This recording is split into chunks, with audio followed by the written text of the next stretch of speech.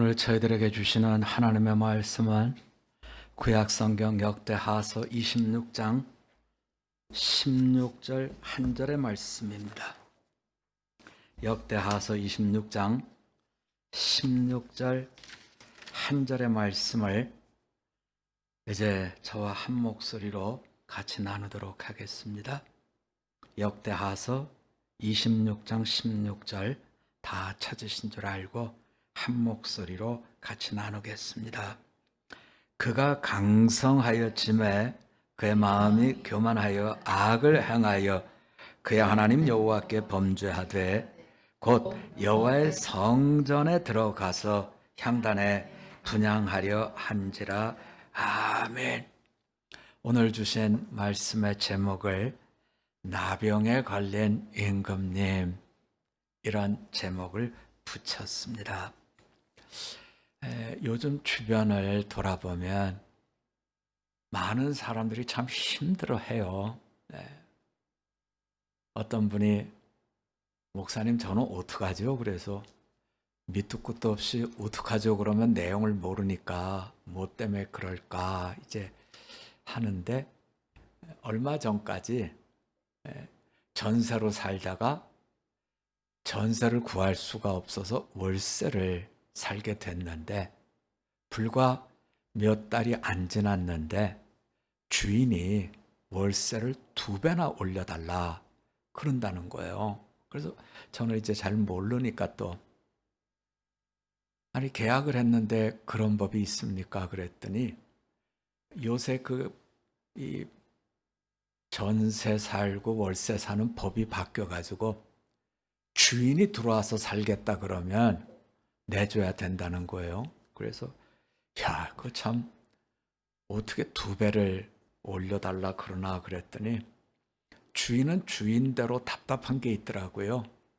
갑자기 세금이 많아져서 세금을 내야 되니까 집세를 올려달라 그런 거고, 이분은 거기에서 그나마 전세에서 월세를 얻어서 그렇게 살았는데 2배로 올려달라고 하니까 앞뒤가 답답한 거죠. 그래서 또 제가 잘 모르니까 여쭤봤죠. 그 전에 월세를 얼마나 냈고 지금은 얼마나 달래는 겁니까? 그랬더니 1억에 200만 원을 냈대요. 그래서 저는 집이 꽤 큰 줄 알았어요. 그랬더니 저희가 사는 정도의, 물론 새로 지은 집이지만 저희가 사는 정도의 집이고 2배로 올려달라 그랬다. 그래서 깜짝 놀라. 그럼 400을 달래는 겁니까? 그렇다는 거예요. 그래서 어떻게 하면 좋겠냐고 답답해 하더라고요. 집 문제가 참 답답하죠. 답답하죠. 또 아이들은 아이들대로 이렇게 집값이 오르고 월세가 오르고 전세가 오르니까 결혼들을 해야 되는데, 지금 결혼하려는 사람들도 결혼을 진행할 수가 없다는 거예요. 그래서 왜 그러십니까? 그랬더니 결혼하려고 하면 누군가 와야 되는데 지금 모이지를 못하게 하니까 결혼식 통해서 뭘 할 수가 없고, 또 하나는 집이 해결이 안 되니까 앞뒤가 정말 막막합니다. 그래서 목사는 다른 방법이 없잖아요. 목사는 그저 그런 얘기 들으면 우리 같이 기도합시다 하고 기도를 같이 하는데, 참 막막하겠다 하는 생각이 절로 들더라고요. 그래서 어떻게 해야 위로를 하고 어떻게 해야 저 상한 마음을 회복시켜 줄 수 있을까? 마음이 무겁기만 한데요. 그런 마음을 가지고 이제 말씀을 묵상하다가, 오늘 저희가 본 말씀에 등장하는 임금님은 굉장히 저에게는 낯설게 느껴지는 임금님이었어요. 왜냐하면 이 임금님에 대해서 역대하서에서도 나오지만 열왕기서에서도 나와요. 그런데 역대하서에서는 우시아라고 이름이 돼 있죠. 그런데 열왕기하서에 가면 우시아라는 이름이 아니라 아사랴라는 이름으로 되어 있어요. 같은 임금인데 이름이 달라요. 그러면 이게 왜 이렇게 다르지? 하고 이제 조금 더 들어가 보니까 우시아는 여호와의 능력 이런 뜻이고 아사랴는 여호와께서 도와주셨다. 이렇게 이름의 뜻이 조금 다르게 되어 있더라고요. 하나님이 도와주셨다. 하나님의 능력이다. 무언가 그 속에 우리가 풀어야 될, 알아야만 될 그런 내용이 있는 것 아닐까 하는 생각이 드는 거죠. 열왕기서에서는 불과 9절밖에 이분에 대한 이야기가 없어요. 그런데 역대서로 오면 한 장이 이분의 이야기예요. 그런데 우리가 조금 말씀을 들어가 보면 앞부분에 우리가 본 16절 앞부분까지는 이분이 굉장히 잘했어요. 영토도 넓혔고 군대도 막강한 힘을 가지게 했고 백성들도 편안하게 산물이 많이 나도록 이렇게 참 잘했어요. 그리고 에돔으로부터는 조공도 받고 또 항구를 잘 얻어내서 거기에서 무역도 할 수 있게 이제 이렇게 참 잘했어요. 그런데 16절 이하부터는 그냥 추락하는 거예요. 날개가 없는 물체가 추락하듯이 강성한 뒤에 교만해졌고 그 교만으로 인해서 우리 아이들 표현으로 이야기하면 되는 게 없는 거죠. 그래서 성전에 들어가서 자기가 제사를 지내려고 하다가 그때 쫓아 들어온 이 제사장이 있는데 이분이 이제 대제사장이에요. 근데 이상한 건 이 대제사장의 이름이 아사랴예요. 우리가 보면 열왕기서에서 이름이 아사랴라 그랬잖아요. 근데 이분 이름이 또 아사랴예요. 그래서 이분이 80명의 용감한 제사장들을 데리고 와서 그렇게 하면 안 된다라고 끌어내려 그랬더니 제단에 뿔을 붙들고 화를 냈는데 금방 문둥병에 걸려서 나병 환자가 되고 그리고서는 성전에서 쫓겨났을 뿐만 아니라 살던 곳에서도 추방돼서 성 밖에 나가서 10년을 죽지 않고 지내다가 죽은 뒤에도 왕들의 묘실에 묻힌 게 아니라 그 근처에 묻혀서 죽었다. 이렇게 빛과 어두움처럼 어떻게 이렇게 인생이 되었을까 할 만큼 참으로 잘 됐던 때 이게 40년이에요. 잘 안 됐던 때 이게 10년이에요. 왜냐하면 이분이 임금님이 돼서 오래 다스렸거든요. 물경 52년을 다스렸는데 마지막 10년은 추락했고 앞부분에 42년은 이렇게 잘 지냈다 하는 걸 우리가 보면서 사람의 마음이 무너지고 낙심하고 절망하는 이 내용들을 우리 모두 다 이런 분들이 있으면 일으켜 세워주고 싶고 뭔가 힘이 돼주고 싶은데 어떻게 해야 위로가 되고 힘이 되고 회복을 줄 수 있느냐 하는 부분에 대해서는 오늘 말씀이 우리에게 귀한 약이 되는 말씀이라는 거죠. 이분이 우리가 아까 42년 정도 잘 됐다 그랬잖아요. 그때는 자기 옆에 선지자가 있었어요. 스가랴라고 하는 선지자가 있어서 말씀을 잘 들었고 다 잘 됐어요. 그런데 마지막 10년은 이분이 추락을 했고 문둥병자가 됐고 이렇게 됐는데 그때는 자기 옆에 말씀을 전해주는 분이 없었다. 그래서 성경이 우리들에게 일깨워 주는 것은 뭐냐면 너희가 회복하려고 하면 어디다 힘을 써야 회복이 되느냐라는 걸 분명히 보여주고 있는 거죠. 우리는 애들이 훗날 잘 살기를 원해서 오늘 말씀의 표현대로 하면 강성해지는 쪽에 자꾸 힘을 더해요. 네가 강성해져야 돼. 네가 성공해야 돼. 네가 역량이 있어야 돼. 네가 모든 걸 잘할 수 있는 실력이 있어. 이게 강성이죠. 그런데 강성했더니 추락했는데 교만이 나오고, 교만이 나왔을 때는 하나님의 말씀이 이분에게 들려지지 않았고 추락을 했더라. 그렇다면 우리는 이 문제에 대해서 왜 사람이 교만해질까 하는 문제를 한번 우리가 더 가까이 말씀 속에 들어가 봐야 된다 하는 거죠. 자, 신앙은 시작과 끝이 같아야 돼요. 그런데 망하는 사람은 시작과 끝이 달라요. 그래서 끝에 가면 하나님의 말씀을 붙들고 살지 않고 자기가 하고 싶은 대로 살아가더라는 거죠. 여기서 우리가 어디로 좀 가보냐면, 예수님께서 제자들에게 기도를 가르쳐 주신 장면으로 좀 가볼 필요가 있어요. 제자들이 예수님에게 기도를 좀 가르쳐 달라 그래요. 그랬더니 예수님이 우리가 잘 아는 주기도문을 가르쳐 주십니다. 그래서 제자들이 주기도문을 잘 기억하고 해요. 하지만 예수님께서 그렇게 주님이 가르쳐 준 기도를 잘하는 제자들에게 기도의 실습을 하는 장면은 어디냐면 겟세마네입니다. 겟세마네에 갔더니 분명히 제자들은 뽑힌 3명의 제자가 같이 갔지만 그들은 돌 던지면 닿을 수 있을 만큼 예수님 가까이 앉아 있었지만 어느 사이에 쿨쿨 잠자더라는 거예요.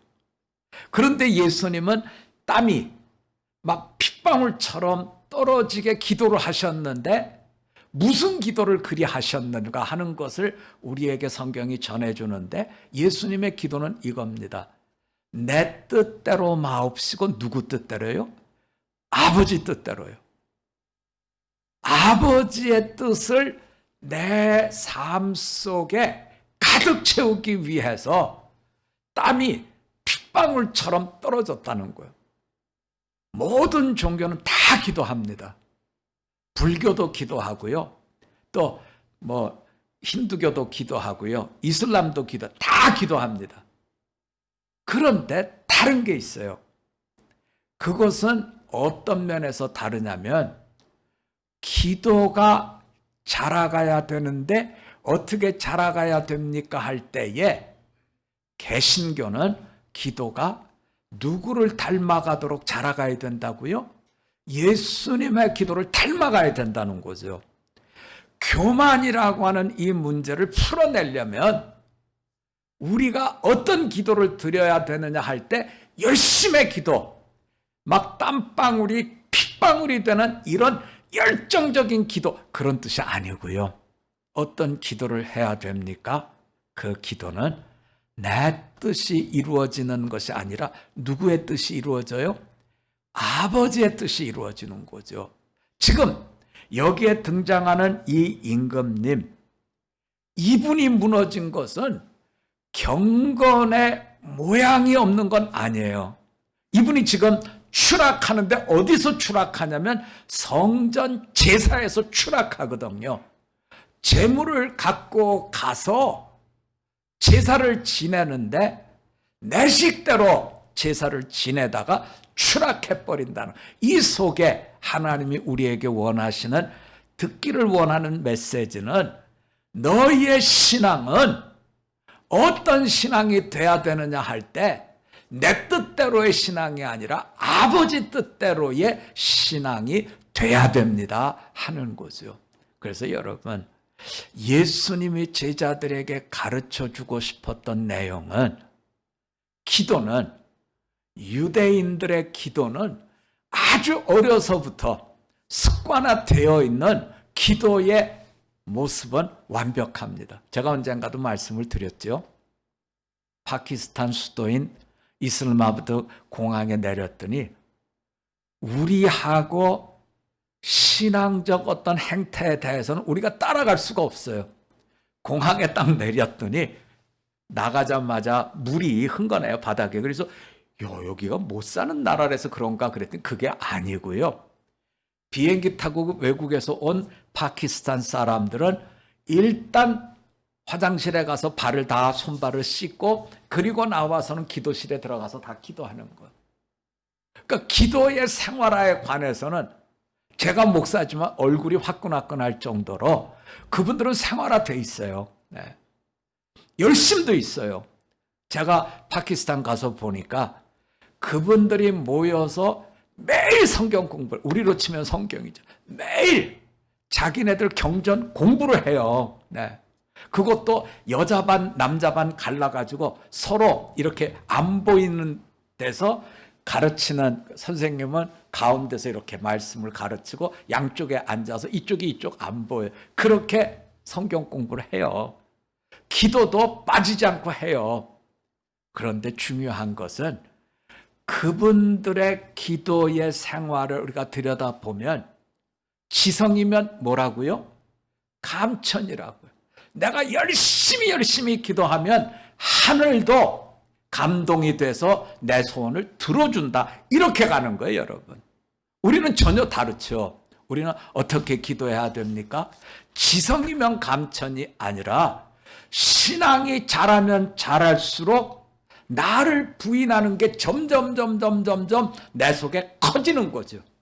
믿음이 좋습니다. 그렇다면 내 욕구나 내 요구는 거의 없어지는 거죠.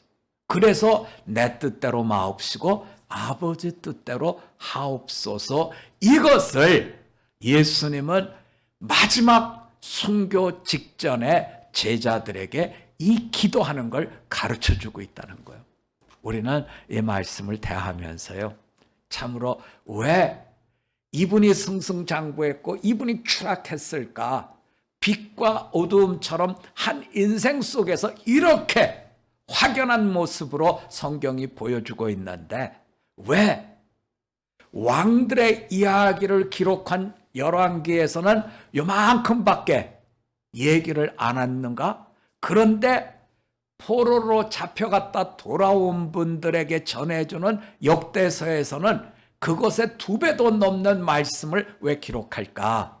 우리가 생각해 보면 너희에게 꼭 필요한 것, 회복을 얻으려고 하면 힘을 합치자, 열심을 내자, 이것이 아니라 여기에 강성해졌는데 무너진 사람, 무엇 때문에 무너졌는가 들여다보라는 거죠. 무너진 것이 그분이 자기의 뜻대로 자기의 소원을 따라서 하나님 앞에 가서 제사를 드리려고 하다가 무너져서 문둥병자가 돼버렸다는 거죠. 여러분, 성경은 이분처럼 내가 제사를 하나님께 드리겠다고 해서 무너진 왕의 이야기를 소개하고 있어요. 사울왕이 그랬잖아요. 선지자 사무엘이 늦게 오니까 사람들이 자꾸 떠나려고 그러고 적은 쳐들어올 것 같고 불안해지니까 그러면 내가 먼저 제사를 지내고 사무엘이 오는 걸 맞이하겠다 그래서 제사를 지냈는데 하나님께서 사무엘을 통해서 말씀하시죠. 하나님이 너를 버렸다. 너를 버렸다. 다시 말하면 내 뜻대로 신앙, 경건의 모양은 있지만 경건의 능력, 하나님 주시는 은혜 사모자의 마음을 잃어버렸을 때 하나님은 그를 붙들어주지 않는다 하는 말씀을 우리에게 문둥병자가 된 임금님, 제가 보면 우시아라는 이름은 성경을 엉간히 잘하는 분이 아니면 기억하기 쉽지 않죠. 임금님이 얼마나 많아요. 이분이 뭐 10대 임금님이 줄줄이 나오는데 우리가 기억하겠어요? 하지만 문둥병자 걸린 임금님은 기억할 수 있잖아요. 문둥병자가 걸려서 강성했다가 교만해서 추락했다. 이유는 자기 생각대로 자기 원하는 대로 제사를 지냈더니 하나님이 내쳐버린 이 사건 속에 우리에게 들으라 하는 거죠. 내가 자녀를 키울 때 어디다 주안점을 둬야 될까?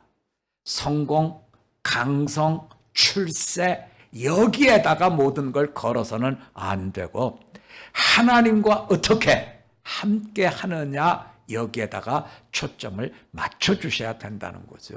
그래서 하나님과 함께 할 때 무너지지 않는 인생이 됩니다. 그렇다면 무너지지 않는 인생이 되기 위해서 성경은 우리들에게 무엇을 보여줍니까? 이분은 전반전에서는 들을 귀가 있댔어요. 선지자의 이야기를 잘 듣고 마치 독수리가 하늘로 날개치며 올라가듯이 모든 일들을 잘 감당했는데 선지자가 떠나고 난 뒤에 추락하는 것은 날개가 없다 하는 것처럼 쿵쿵쿵쿵쿵쿵 쫙 떨어졌는데 이분의 마음속에는 하나님의 말씀이 없어지고 자기의 소원으로 꽉 차버린 것을 성경은 이렇게 보여주고 있습니다. 이제 이 말씀을 가지고 대림절을 지내는 우리를 한번 돌아보자는 거죠. 대림절은 초림의 예수님을 기다렸던 믿음의 선배들의 이야기를 가지고 재림의 예수님을 기다리는 우리들은 어떻게 기다려야 될까? 우리가 초림의 예수님을 기다렸던 분 동방박사 생각 안 할 수가 없지요. 동방박사는 예루살렘에 와서 여기서 왕이 나셨다 그랬는데 어디요? 이러면서 온 예루살렘을 그냥 확 뒤집어 놓잖아요. 그런데 사람들이 물어보죠. 당신들은 어디서 왔고 왜 왔어? 그랬더니 우리는 동방에서 왔다. 그래서 동방박사지요. 동방에서 왔고 뭘 하러 왔어? 우리는 경배하러 왔습니다. 또 주님의 오심을 생각하면 목동들이 있죠. 천군 천사의 찬양을 듣고 내려와서 구유에 계신 예수님을 경배했던 우리가 목동들을 생각하는데 이분들의 특징은 다 경배하고 찬양하기 위해서 왔어요. 그런데 그 사건 속에 나도 가겠다 하신 분이 있었는데 그냥 헤롯이지요. 헤롯도 동방박사들한테 그러잖아요. 어디서 나셨는지 나에게 얘기해달라. 그럼 나도 가서 경배하겠다. 그런데 하나님께서 꿈속에서 이분들을 다른 데로 가게 하시고 나중에 헤롯은 2살 이하의 아이들을 다 죽여버리는 엄청난 피비린내 나는 사건을 만들었던 것을 우리가 알고 있죠. 뭐가 다른 겁니까? 뭐가 다른 겁니까?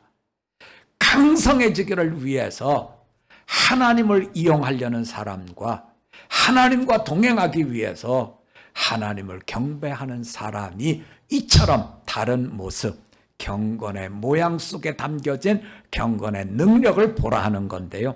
오늘 성경을 가지고 우리는 나는 그러면 어떻게 주님 만나는 준비를 하고 있는가 하는 것을 깊이 한번 돌아보면 좋겠습니다. 성경은 우리들에게 부탁합니다. 날마다 날마다 쉬지 말고 기도하십시오. 그런데 그 기도는 경건의 능력, 내 뜻대로가 아닌 아버지의 뜻을 따라 살겠습니다 하는 경배자의 기도가 될 때 우리는 하나님과 동행할 수 있으며 그분의 오심을 맞이하는 참된 성도의 자리를 지켜갈 수 있습니다 하는 말씀을 주고 있습니다. 참으로 경배자의 마음으로 내가 곧 감화하신 주님을 기다리는 귀한 날들을 지낼 수 있기를 주님의 이름으로 부탁드립니다. 우리 한번 같이 기도드리겠습니다. 하나님 아버지, 주님의 오심을 기다리는 이런 계절을 저희가 보내고 있습니다. 오늘은 저희가 왕 중에 문둥병에 걸려서 전반전은 하나님의 말씀을 듣고 순종하여 참으로 복된 모습의 왕이었지만 후반전은 자기 소원을 따라서 성전에서 제사를 드리려고 하다가 문둥병자가 되어 추락한 임금님의 이야기를 마음에 담았습니다. 임금님의 이야기는 이름은 기억하지 못하더라도 우리가 하나님 앞에 참으로 경건의 모습, 경건의 능력, 경건한 삶, 하나님을 경배하는 경배자의 마음을 가질 때 내 뜻이 아닌 아버지 뜻에서 나도 살고 자녀도 살고 어려움 속에 낙심하고 절망하는 자를 세워줄 수 있음을 깨우쳐 주셨사오니 참으로 우리 주변에 있는 낙심자들이 하나님의 동행자로 세움을 얻을 수 있도록 은혜 더하여 주시옵소서. 언제든지 하나님의 동행자로 세워지기만을 간구드리며 예수님의 이름으로 기도드립니다. 아멘.